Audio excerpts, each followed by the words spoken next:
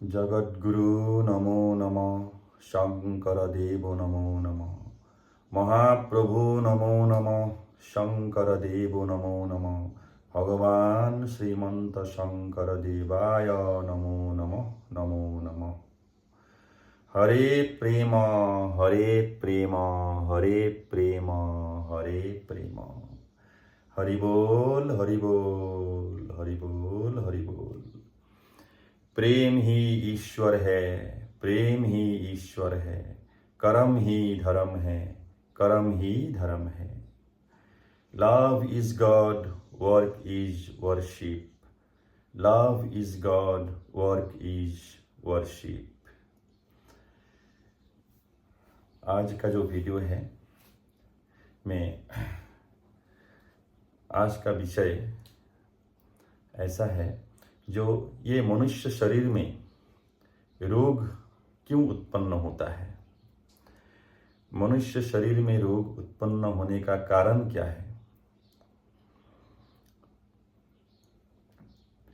पहले जैसे ब्रह्मा विष्णु शिव जी, दुर्गा पार्वती,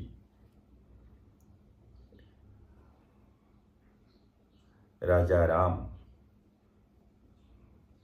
श्री कृष्ण, शंकर देव,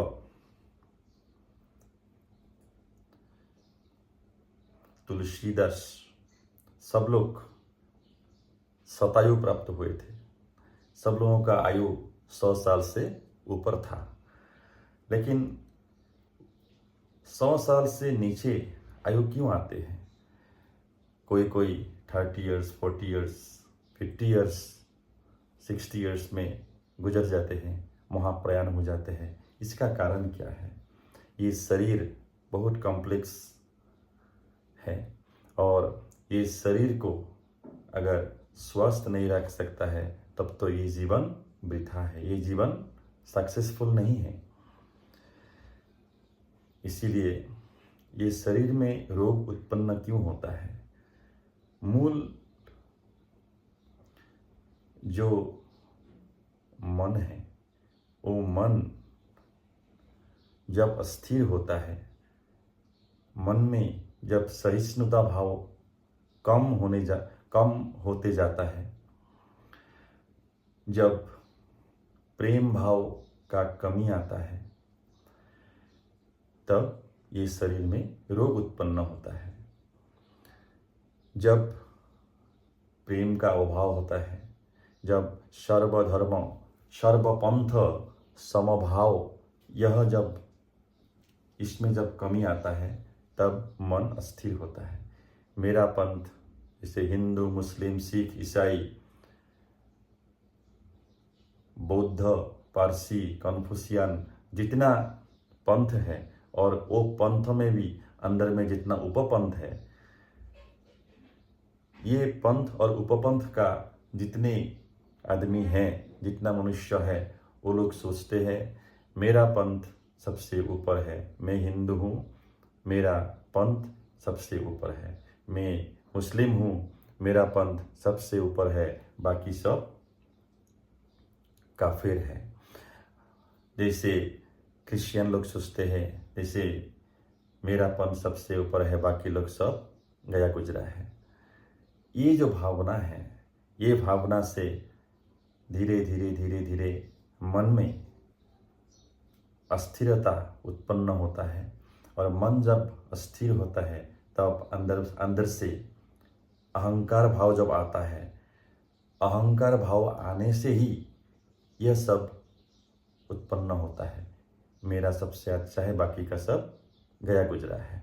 ये भाव जब आता है, तब अहंकार उत्पन्न होने का बाद में, और अहंकार उत्पन्न होने का बाद में धीरे धीरे क्रोध उत्पन्न होता है, निर्दयता, असहिष्णुता, वो सब भावना धीरे धीरे उत्पन्न होता है।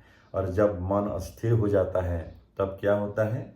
हम लोगों का जो शरीर में जो एंडोक्राइन सिस्टम है, एंडोक्राइन सिस्टम जो है वो गड़बड़ हो जाते हैं। सर्कुलेटरी सिस्टम जो है गड़बड़ हो जाते हैं, इम्बैलेंस हो जाते हैं, असंतुलित हो जाते हैं। और तब क्या होता है? जैसे हम लोग का किडनी का ऊपर एक एड्रीनेलिन ग्लैंड है। ये एड्रीनेलिन जो ग्लैंड है, एड्रीनल ग्लैंड है, वो एड्रीनल ग्लैंड है। जो एड्रीनल ग्लैंड से एड्रीनेलिन नामक एक हार्मोन उत्पन्न होता है, सिक्रीशन होता है। तो एड्रीनल ग्लैंड का जो काम है वो एड्रीनेलिन सिक्रीशन करता है। जब मन अस्थिर होता है तब एड्रीनेलिन सिक्रीशन बहुत ज़्यादा हो जाते हैं। तब जो हम लोग का जो ब्लड वेसल्स है, जो रक्त कोशिका, जो रक्त नली जो है, वो ब्लड वेसल धीरे धीरे कंस्ट्रिक्ट हो जाते हैं। और कंस्ट्रिक्ट होने के बाद में क्या होता है, धीरे धीरे परमानेंटली वो हाई प्रेशर में बदल जाता है। और किसी किसी का बहुत ज़्यादा डायलेट हो जाता है और तब परमानेंटली लो प्रेशर में बदल जाते हैं। इसीलिए आप देखिए, ये जो प्रेशर जब हाई होता है तब किडनी में इफेक्ट होता है, लिवर में इफेक्ट होता है, अलग अलग जितना इंटरनल ऑर्गन्स है सब में उसका इफेक्ट होना शुरू हो जाता है। तब धीरे धीरे हम लोगों का जो शरीर है विकल हो जाएगा, वो काम नहीं करेगा। नर्वस सिस्टम से लेकर के circulatory system, muscular system, skeletal system सब धीरे धीरे विकल होते जाएगा, धीरे धीरे कमज़ोर पड़ते जाएगा। और ये किस लिए हुआ है? मेन जो हम लोगों का शरीर में, जो इंद्रियों में जो प्रेम भाव, ये प्रेम भाव का जो अभाव हुआ है, इसीलिए ये सब होता है। जो सर्वपंथ समभाव, ये जब नहीं रहेगा तब मन अस्थिर होगा, और मन अस्थिर होने का बाद में ये सब धीरे धीरे होने लगता है। और जब ये मन का प्रभाव से ही क्या होता है, जो थायराइड ग्लैंड है, वो थायराइड ग्लैंड से थायरॉक्सिन का जो प्रोडक्शन है वो असंतुलित हो जाता है। कभी कभी थायरॉक्सिन प्रोडक्शन बहुत ज़्यादा हो जाता है, तब क्या बोलता है, हाइपर थायरॉइडिज्म। और जब कम थायरॉक्सिन प्रोडक्शन होता है उसको बोलता है हाइपोथायरॉइडिज्म। तो ये दो अवस्थाएं उत्पन्न हो जाते हैं और तब हम लोगों का जो मानसिक संतुलन, शारीरिक संतुलन धीरे धीरे बिगड़ने लगता है और धीरे धीरे शरीर दुर्बल होते जाएगा और ये शरीर में नाना प्रकार का रोग उत्पन्न होता है। और मन का असंतुलन से, जो प्रेम भाव का असंतुलन से क्या होता है, और जो पैराथायरॉइड हार्मोन है यहाँ रहते हैं, जो पैराथायरॉइड हार्मोन है, ये पैराथायरॉइड हार्मोन का भी जो कैल्शियम सिक्रीशन करना चाहिए, जो कैल्शियम सिंथेसिस होना चाहिए, वो कम हो जाते हैं, नहीं तो बहुत ज़्यादा हो जाएगा।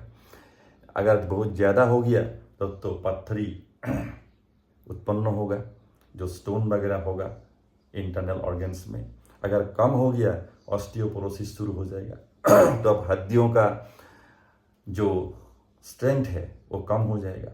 इसलिए देखिए, ये मन का शरीर में कितना प्रभाव है और वो कहाँ से उत्पन्न हुआ है। हम लोगों का शरीर में जब प्रेम भाव का अभाव हो जाता है, तब क्या होगा, सर्वपंथ समभाव का जो भावना है वो कम होते जाएगा। तब धीरे धीरे अहंकार उत्पन्न होगा, तब क्रोध, निर्दयता, असहिष्णुता वो सब धीरे धीरे उत्पन्न होकर के पूरा शरीर को विकल कर देगा, पूरा शरीर को रोगी बना देगा।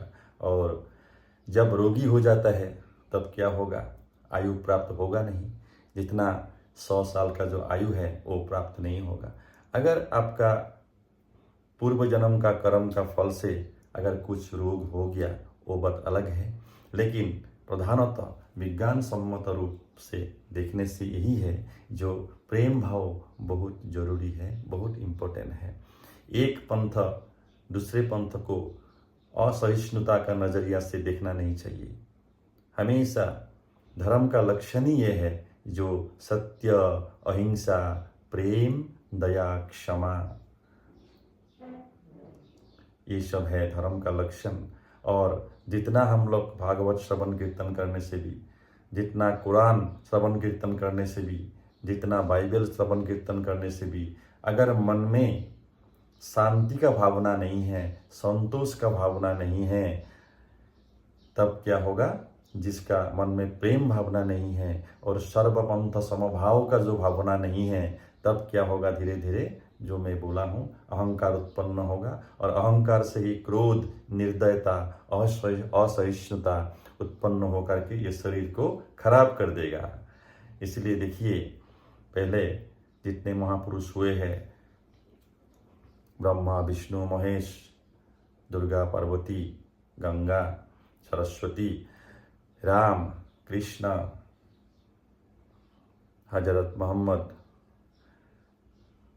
जगत गुरु श्रीमंत शंकर देव, महापुरुष तुलसी, ये जितने महापुरुष थे, सब लोगों को आयु 100 साल से ऊपर प्राप्त हुआ था, क्योंकि वो लोग प्रेम भावना से जीते थे और सर्वपंथ समभाव का रूप में रहते थे।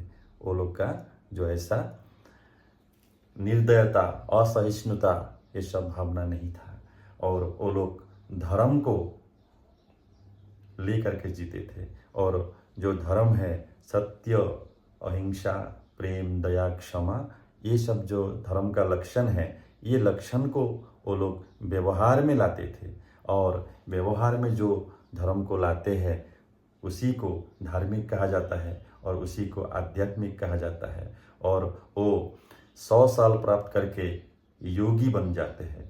जो 100 साल प्राप्त करते हैं, स्वास्थ्य जीवन जीते हैं, उनको ही जोगी कहा जाता है।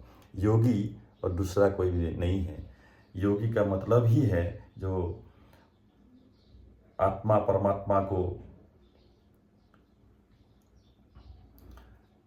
योग कर सकते हैं, संलग्न कर सकते हैं, कनेक्ट कर सकते हैं।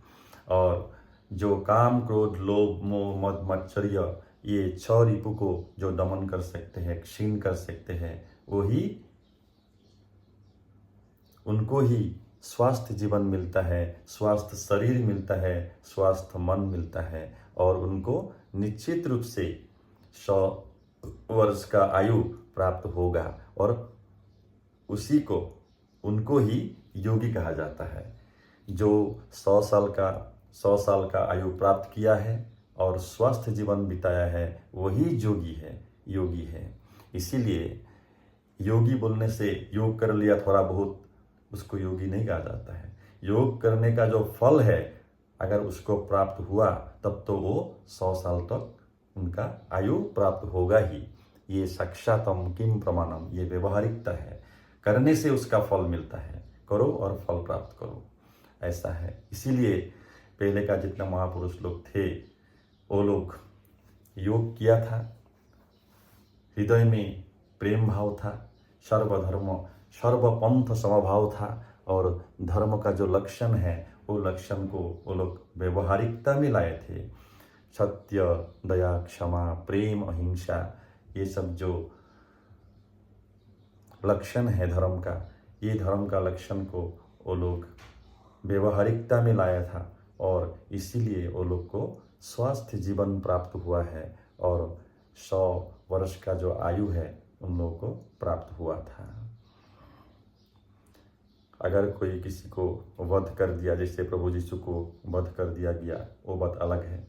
महात्मा गांधी जी को वध कर दिया गया, वो बात अलग है। लेकिन अगर नॉर्मल जीवन यापन करके अगर किसी का बहुत कम आयु में वियोग हो गया, महाप्रयाण हो गया, तब समझना है तो उनका मन में प्रेम भाव नहीं था, असहिष्णुता भाव जो बहुत ज़्यादा था, सहिष्णु मनोभाव नहीं था, इसीलिए शरीर में गड़बड़ हो गया, एंडोक्राइन सिस्टम गड़बड़ हो गया, इसीलिए वो बहुत जल्दी जाना पड़ा। ये प्रैक्टिकल बात है। इसीलिए जो सत्य है, सत्य का साथ देना चाहिए। जो प्रेम, दया, क्षमा को जो भावना है, उसको हमेशा मन में रखना चाहिए। किसी का प्रति द्वेष भाव नहीं रखना है। पंथ सबका अलग अलग हो सकते हैं। पंथ जो है एक परंपरा है, वो धर्म नहीं है। इसलिए हिंदू, मुस्लिम, सिख, ईसाई, बौद्ध, जैन जितने पंथ है, वो धर्म नहीं कहा जाता है, वो एक परंपरा है। जिस परंपरा में हम लोगों का जन्म हुआ है, उसी परंपरा को हम लोग निभाना है। कोई हिंदू परिवार में, कोई मुस्लिम परिवार में, कोई वैष्णव परिवार, कोई शाक्त परिवार, अलग अलग जो परंपराएं हैं, पंथ उपपंथ है, उसमें वो लोग जन्म लिया है, इसीलिए वो लोग उस हिसाब से पाला पोसा है, ब्रॉटअप हुआ है, उस हिसाब से वो लोग चलते हैं। लेकिन मेन जो बात है वो है धर्म का आचरण करना चाहिए। धर्म आचरण का चीज है, वो सिर्फ मानने से नहीं होता है, जान के उसको आचरण करना चाहिए। और जो अहिंसा, दया, क्षमा, प्रेम का आचरण करता है, जो सर्वपंथ समभाव ये हमेशा मन में रख के उस हिसाब से आचरण करता है, तब उनका शरीर ठीक रहेगा, 100 साल का आयु प्राप्त होगा और हमेशा मस्त रहेगा और स्वस्थ रहेगा। हरे प्रेम, हरे प्रेम, हरे प्रेम, हरे प्रेम।